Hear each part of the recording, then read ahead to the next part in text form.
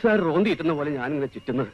എന്നെ പോലെ എന്റെ മോനും വിത്തും കൈക്കോട്ടുമായി ചേറിലോട്ട് ഇറങ്ങി ജീവിതം തുലയ്ക്കണ്ടല്ലോ എന്ന് കരുതിയ 50 പുറ കണ്ടം വിറ്റ് ഞാൻ അവനെ BA BEd വരെ പഠിപ്പിച്ചത്. എന്റെ മോൻ ഉത്തരം പറയാൻ പറ്റുന്ന ചോദ്യങ്ങളെ നീ ചോദിക്കാവേ എന്റെ ഭഗവാനേ. ഇത്രയും കാലം പതുക്കെ പറഞ്ഞിട്ട് ഭഗവാൻ കേട്ടോ? കാര്യം നടക്കണമെങ്കിൽ ഇത്ര ഒച്ച വെച്ചാ പറ്റൂ. കൃഷ്ണ ഗുരുവായൂരപ്പാ, സർവാപരാധങ്ങളും പൊറുക്കണമേ. നാരായണ നാരായണ. റാങ്കും ഫസ്റ്റ് ക്ലാസ് ഒന്നും ഇല്ലെങ്കിലും അവരൊരു സർട്ടിഫിക്കറ്റ് മേടിച്ച് വീട്ടിൽ കൊണ്ടുവച്ചിട്ടുണ്ട്. അപ്പോ അവിടുന്ന് ചോദിക്കും ആ കടലാസ് ഇപ്പൊ ആർക്കാ ഇല്ലാത്തതെന്ന്. പക്ഷേ 6ാം ക്ലാസ് തോറ്റൊരു പിതാവിന്റെ അത്യാഗ്രഹം കൂട്ടിക്കോളൂ. എന്റെ മോനൊരു ഉദ്യോഗം വേണം. BA BEd ആയതുകൊണ്ട് അധ്യാപക വൃത്തി തന്നെ വേണമെന്ന് കടുംപിടുത്തൊന്നും ഇല്ല കേട്ടോ. സർക്കാർ ജോലി വേണമെന്നില്ല. KSRTCയിലാവരുന്നുള്ള ഒരു അപേക്ഷ മാത്രമേ ഉള്ളൂ. ഇന്നും ഉണ്ട് ഇന്റർവ്യൂ. അവൻ പോയിരിക്കുക. പിന്നെല്ലാം ഭഗവാന്റെ കയ്യില്. അമ്മയുടെ അച്ഛൻ പറഞ്ഞു. ഞാൻ പോട്ടെ. അന്നാട്ടെ. അല്ല, കറക്കം കഴിഞ്ഞോ? നിങ്ങൾ നേരം കളയാതെ ഉരുളാൻ നോക്കണ്ട മനുഷ്യ. നല്ല കടുത്ത ഭാഷയിൽ ശരിക്കും അങ്ങോട്ട് പ്രാർത്ഥിച്ചിട്ടുണ്ട്. ഇനി അതിന്റെ പുറത്തൊരു ശയന പ്രദർശനം വേസ്റ്റ് അല്ലേ പത്മാവതി? വെടി വെച്ചിട്ട് ഠോന്ന് വെക്കണോ? അപ്പൊ എന്റെ നേർച്ചക്ക് ഒരു വിലയില്ലേ? എന്നല്ല, ഉദ്യോഗം കിട്ടുന്ന ഉറപ്പായിട്ട് പോരെ ഈ ഉരുളല്. ഭഗവാന്റെ കാര്യത്തിലെങ്കിലും നിങ്ങൾ ഇത്തിരി അനുസരണ കാണിക്കണ്ട മനുഷ്യ. സ്ത്രീകൾ ശയന പ്രദർശനം നടത്തുന്നത് നിർത്തിയതുകൊണ്ടല്ലേ? അല്ലേ ഞാൻ നിങ്ങളുടെ കാല് പിടിക്കോ? എന്നാ ശരി, അമ്പലത്തിൽ വെച്ച് വേണ്ട അടുക്കള പോരെ, ഉരുണ്ടാ പോരെ. ഇതങ്ങ് നേരത്തെ ആവാരുന്നില്ലേ? കൃഷ്ണ ഗുരുവായൂരപ്പാ, ഉരുണ്ടുരുണ്ട് എല്ലും തൊലിയാവുന്നത് നീ കാണുന്നില്ലേ? നാരായണ. ഒരു പുഷ്പാഞ്ജലി. ഉണ്ണികൃഷ്ണൻ BA BEd ഔട്ട് അല്ലേ? ഉണ്ണികൃഷ്ണൻ ഇന്ന് എവിടെയാ ഇന്റർവ്യൂ? മാധവൻ നായർ മെമ്മോറിയൽ സ്കൂളിൽ. ഇത്രയും സർട്ടിഫിക്കറ്റുകളോ? സോറി സർ, അതൊന്നും സർട്ടിഫിക്കറ്റുകളല്ല. ഇതുവരെ ഞാൻ പങ്കെടുത്തിട്ടുള്ള ഇന്റർവ്യൂവിന്റെ മെമ്മോകളുടെ ഫോട്ടോസ്റ്റാറ്റ് കോപ്പിയാ. അപ്പോ എക്സ്പീരിയൻസ്ഡ് ഹാൻഡ് ആണല്ലേ? അതെ. കേരള പാണിനി എന്ന പേരിൽ അറിയപ്പെടുന്ന മലയാള സാഹിത്യകാരൻ ആരാണ്? AR രാജരാജവർമ്മ. ചെറുപ്പകാലങ്ങളിലുള്ള ശീലം മറക്കുമോ മനുഷ്യനുള്ള കാലം. ഇതെഴുതിയ കവി കലക്കത്ത് കുഞ്ചൻ നമ്പ്യാർ. കാനഡയുടെ തലസ്ഥാനം ഒട്ടാവ. കടൽപ്പന്നിയുടെ ആയുസ് 30 വർഷം. ഉറുമ്പുകളെ തിന്നുന്ന ജീവി ഈനാമ്പേച്ചി. ചെറുനാറകയിൽ ഇറങ്ങിയിരിക്കുന്ന ആസിഡ് സിട്രിക് ആസിഡ്. പിന്നെ കമലാക്ഷിയുടെ ആംഗ്ലയുടെ മോന്റെ കത്ത് മിനിയാന്നുണ്ടായിരുന്നു. ഗൾഫിലവൻ പണം വാരുവാന്നാ കേട്ടത്. കമലാക്ഷിക്ക് ഇപ്പോഴും ദമയന്തി അവനെ കൊണ്ട് കെട്ടിക്കണമെന്നാ.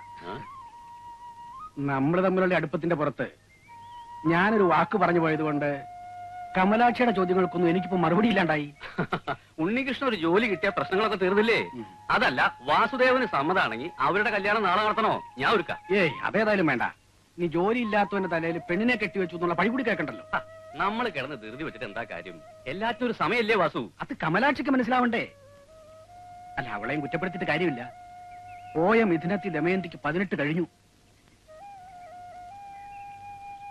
ഞാൻ ജോലി ചെയ്യുന്ന സഹകരണ സംഘത്തിൽ ഒഴിവ് വരുമ്പോ ആരെങ്കിലും സ്വാധീനിച്ച് ഉണ്ണികൃഷ്ണൻ ഒരു ജോലി വാങ്ങിച്ചു കൊടുക്കാമെന്ന് വെച്ചാൽ അത് SDC വേണം.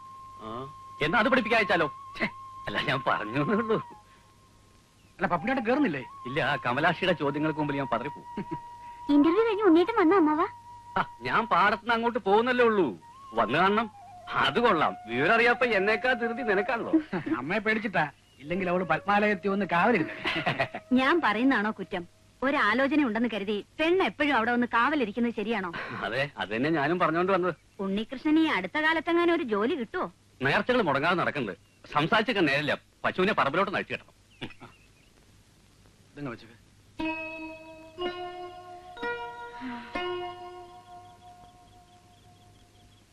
അവൻ എന്താ ഇത്രയും താമസിക്കുന്നേ?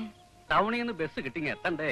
ഓ, എനിക്ക് ചന്ദന നിറത്തിലൊരു ബ്ലൗസിന്റെ തുണി മേടിക്കണമെന്ന് ഞാൻ പ്രത്യേകം പറഞ്ഞിരുന്നു. ഇനി അതെങ്ങാനും മറന്നിട്ട് വരുമോ? ആനക്കാര്യത്തിന്റെ ഇടയില ഒരു ചേനക്കാര്യം. വിവരം അറിയാഞ്ഞിട്ട് മനുഷ്യൻ ഇവിടെ ആദ്യം എടുത്തിരിക്കുമ്പോഴാണ് അവിടെ ഒരു കിന്നാരം. ഈ നേരത്തിനിടയ്ക്ക് ഞാൻ എത്ര നേർച്ച നേർന്നെന്നറിയാവോ? എന്തു വേണമെങ്കിലും നേർന്നു. ശയന പ്രദർശനം മാത്രം നേരില്ല എന്റെ പത്മം.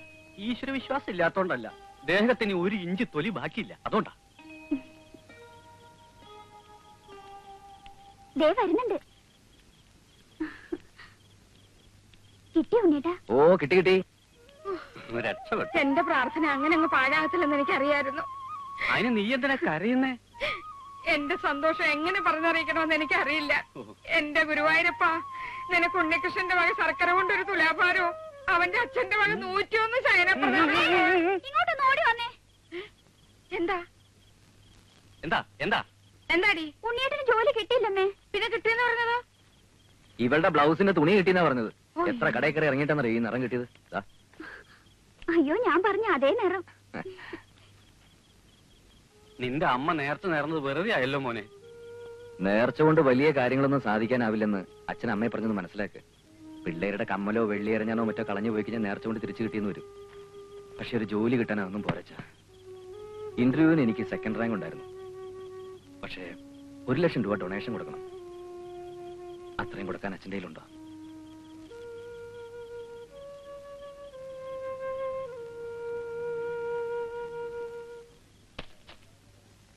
കുഞ്ചു, എടാ കുഞ്ചു, ഞാനിവിടെ ഉണ്ടേ. പണി കഴിഞ്ഞില്ലടാ. പ്ലീസ് ഒരു 50 കട്ട കൂടി. ഇന്റർവ്യൂവിന് എന്തൊക്കെയാ ചോദിച്ചത്?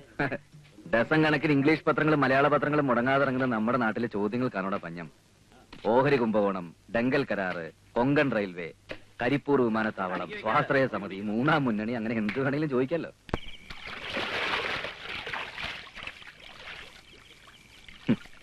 സത്യം പറഞ്ഞ നിന്നോട് എനിക്ക് അസൂയടാ. 9ാം ക്ലാസ്സിൽ വെച്ച് നീ പഠിത്തം നിർത്തിയത് എത്ര നന്നായി. ഉന്നത വിദ്യാഭ്യാസത്തിന്റെ ഭാരമില്ലാതെ നിനക്ക് എന്ത് ജോലിയും ചെയ്യാലോ.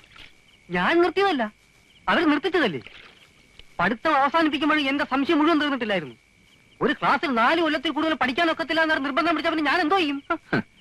പകൽ അന്തിയോളം അധ്വാനിച്ചിട്ട് രാത്രിയിൽ ഈ പുഴയിൽ ഇങ്ങനെ മുങ്ങി കുളിക്കാൻ നല്ല രസമല്ലേ കുഞ്ചു? ജോലി തണ്ടലൊക്കെ അവസാനിപ്പിച്ചിട്ട് ഞാനും നിന്റെ കൂടെ കട്ടയിറക്കാൻ കൂടിയാലും ആലോചിക്കുക.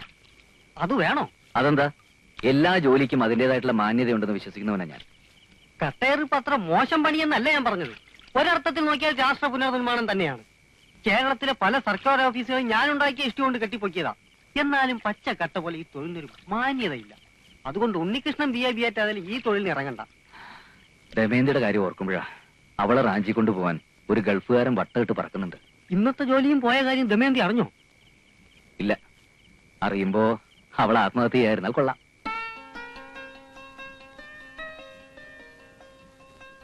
ഇന്റർവ്യൂവിന്റെ റിസൾട്ട് അറിഞ്ഞോ? ഓ, മൂട് കളഞ്ഞു. എന്താ? ദമയന്തി ഇങ്ങോട്ട് എന്തെങ്കിലും ചോദിക്കുന്നതിന് മുമ്പ് ഒരു വലിയ കാര്യം അങ്ങോട്ട് പറയാൻ മനസ്സിൽ വീർപ്പടക്കി നിൽക്കായിരുന്നില്ലേ ഞാൻ? എന്ത് കാര്യം? ടാൻ ടാടാങ്, കരിമണിമാല. ഈ കരിമണിമാല ദമയന്തിക്ക് നന്നായിട്ട് ചേരും. ദാ. മാലയിടാം. ഉണ്ണേട്ടൻ ഇന്റർവ്യൂവിന് പോയിട്ട് എന്തായെന്ന് പറ. ഇന്റർവ്യൂ അല്ലേ? അത് പറയാം. തോറ്റുപോയല്ലേ? ഈ പ്രായത്തിലുള്ള പെൺകുട്ടികൾക്കറിയാൻ വേറെ എന്തൊക്കെ കാര്യങ്ങളുണ്ട്. ഇന്റർവ്യൂവിന് ഉണ്ണിയേട്ടന്റെ കൂടെ വേറെ വല്ല പെൺകുട്ടികൾ ഉണ്ടായിരുന്നോ? അവരെ കാണാൻ എങ്ങനെ? ഉണ്ണിയേട്ടൻ അവരായിട്ട് മിണ്ടിയോ? ഇത്തരം ജന്മസിദ്ധമായ സംശയങ്ങളൊന്നും നിനക്ക് ചോദിക്കാനില്ലേ? ഇന്റർവ്യൂവിന് തോറ്റത് പോരാ നിന്നെ വഴക്ക് പറയുന്നോ? ഞാൻ ഇനി ജീവിച്ചിരിക്കത്തില്ല.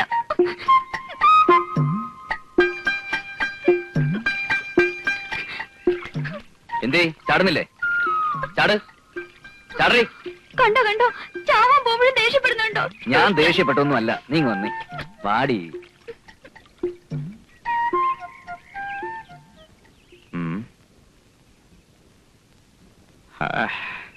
ദമയന്തിക്ക് എന്നോട് പിണക്കമാണോ? അയ്യോ, ഞാനൊരു തമാശ പറഞ്ഞതല്ലേ മോളെ. എന്റെ മണ്ടിപ്പെണ്ണൊന്ന് ചിരിച്ചേ.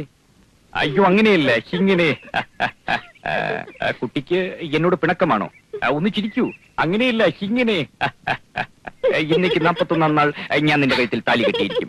ഇത് സത്യം, സത്യം, സത്യം.